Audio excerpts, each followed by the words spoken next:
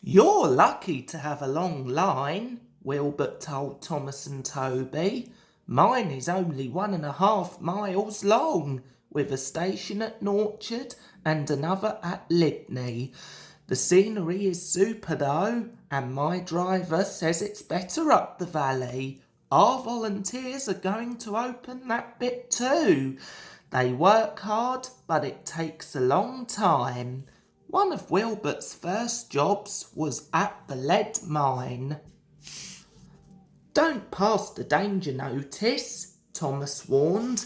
I fell down the mine once. Wilbert smiled. I've worked in a colliery, he said, so I know about danger notices. But, he added, there was an engine once who thought he knew better. What happened? Asked Toby and Thomas. Wilbert paused.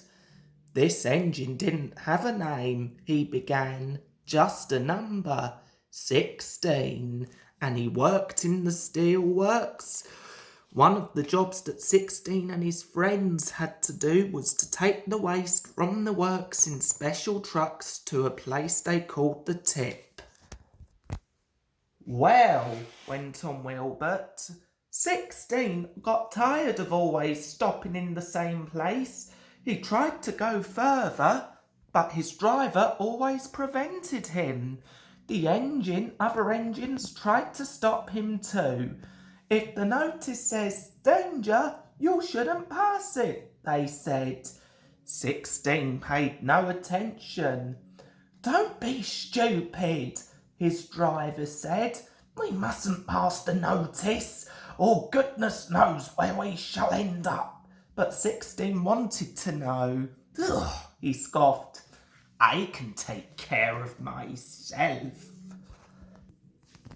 One wet day, 16's chance came. The rails were slippery, and when his driver tried to stop, he couldn't. You see, 16 had asked the trucks, which were in front of him, to carry on past the warning sign.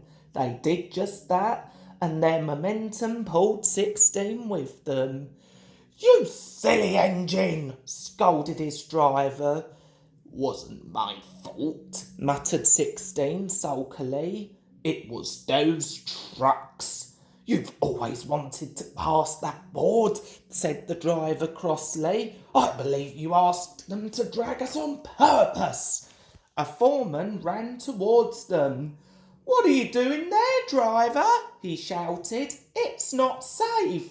The trucks dragged us, explained the driver.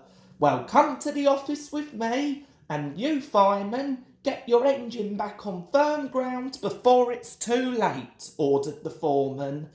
But it was already too late. As the foreman turned away, the earth beneath 16's wheels sank and the rails sagged. A small rush of stones clattered away to the bottom of the bank. 16's fireman knew that if he tried to move the engine now, he would only make things worse. Groaned 16. Beneath his weight, the rails sagged even more. Suddenly, they fell away completely as the fireman leapt for safety. 16 overbalanced. The coupling between him and the trucks broke, and he rolled cab over wheels down the bank. He reached the bottom with a crash and lay on his side, looking surprised and leaking steam in all directions. Help, he gasped weakly. Thomas and Toby were silent.